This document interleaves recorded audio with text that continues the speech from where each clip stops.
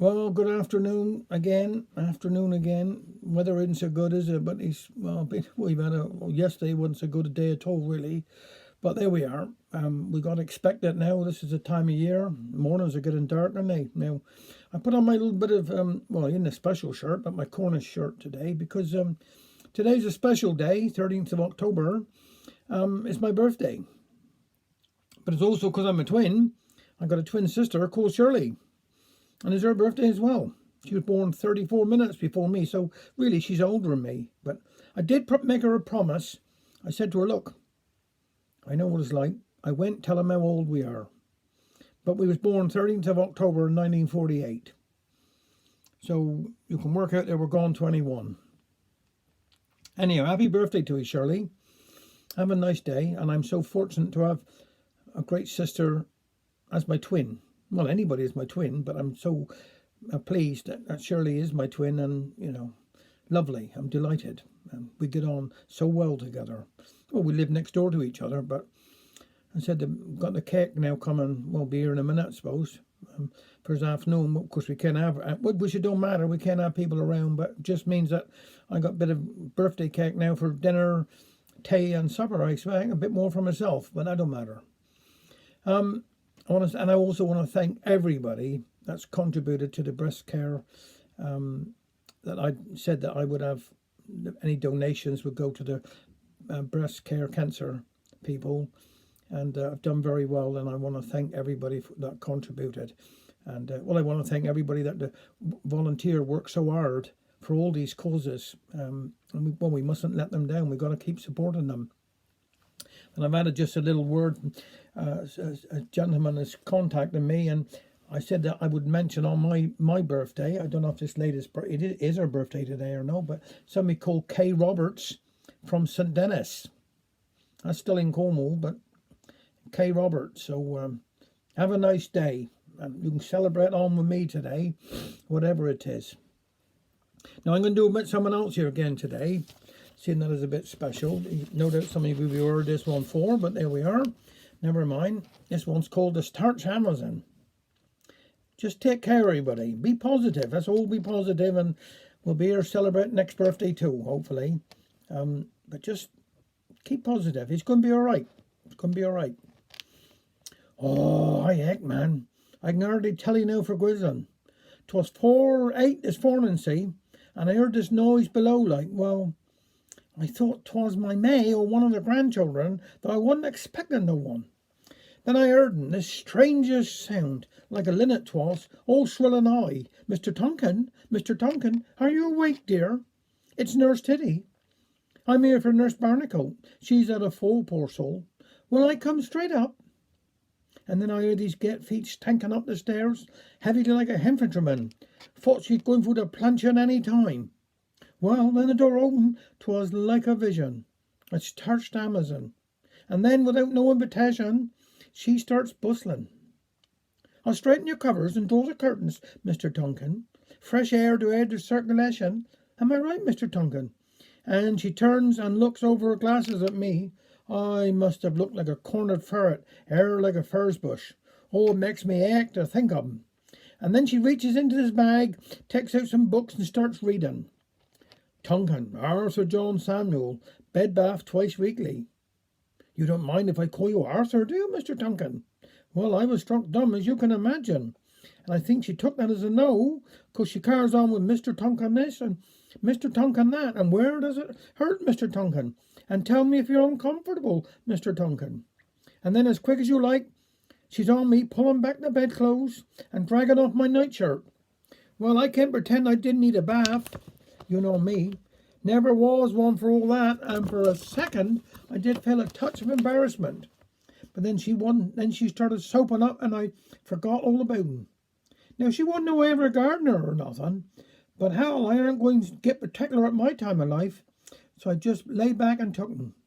Imagine it, man. 1 minute you're sleeping like a baby, and the next an angel in an apron is smothering her hands all over you. I aren't religious, as you well know. So I know they won in heaven, and I thank God for that, else I'd miss 'em. Well, she was prodding and pummeling and stroking me from my toes to my nose, and all the time while paying me little compliments, all sort of concerned like about my welfare.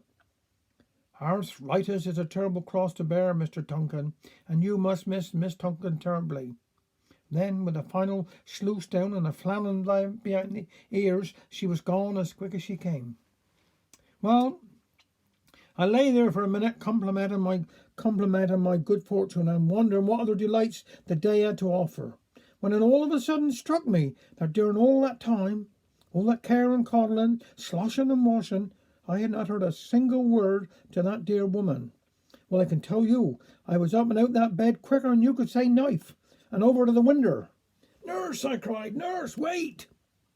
Well, here, nurse, I'm calling after, trying to keep from cracking up. "I just wanted to say thank you." She did look a taken back. "Oh, that's quite all right, Mr. Tunkin. Oh, part of the service, you know," says she, and then she's off again. "There's just one thing. I'm calling after her." "Yes," said she. "What is it, Mr. Tunkin?" "Well, you see, I aren't Mr. Tunkin. He's the miserable bugger that lives next door." Hope you enjoyed that one. Now, this here one's called I got a little sat-nav. I have a little sat-nav. It sits there in my car. A sat-nav is a driver's friend. It tells you where you are. I have a little sat-nav. I've had it all my life. It's better than the normal ones. My sat-nav is my wife. It gives me full instructions, especially how to drive. It's 30 miles an hour, it says. You're doing 35. It tells me when to stop and start and when to use the brake. And tells me that it's never ever safe to overtake. It tells me when a light is red and when it goes to green. It seems to know instinctively just when to intervene. It lists the vehicles just in front and all those to the rear. And taking this into account, it specifies my gear. I'm sure no other driver has so helpful a device. For when we leave and lock the car, it still gives its advice.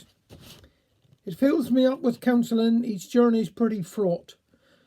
So why don't I exchange it and get a quieter sort? While you see, it cleans the house, makes sure I'm properly fed. It washes all my shirts and things, and keeps me warm in bed. Despite all these advantages and my tendency to scoff, I only wish that now and then I could turn the gadget off. One other quick one, if I may, today, seeing that it's a bit special. Drastic measures. "Sorry, boy, I'm sick," said Jan. "My bloomin' head is thumpin'. I suppose a man as old as me shouldn't go for bungee jumpin'. But it started out by accident, in Newlyn of all places. Coming home from pub, I missed the bridge and hung there on my braces. Well, as I dangled up and down, I was feeling quite elated. 'Tis like as though your aches and pains are all elasticated. So the next weekend I tried again with a crane from Henry Deebles, but I bounced too high and went through the jib, like wool round knitting needles. Of course, the boys all laughed till they were sore, so I said I'd bet a tenner. With a bit of practice through the week, I can do the cliffs up Zenner. Now, as you know, with all these things, 'tis down to preparation. So I took command of the setting up with the utmost calculation. And on the day, the crowd was hushed. Then whoosh, as I was dropping, on down, and all was well, until it come to stopping. I tell you, boy, I hit the sand like a human armadillo, and tunneled 30 feet or more, till bedrock formed a pillow. And while my bones was being set, with all my arms and legs in plaster, I had the time to ruminate on the causes of my disaster. And then one day I worked it out. It was Europe's interference, the weights and measures men it was, who dented my appearance. 'Cause I never have got quite to terms with these kilograms and litres, so I measured up the cliffs in yards, but they sold the rope in meters. Thank you very much.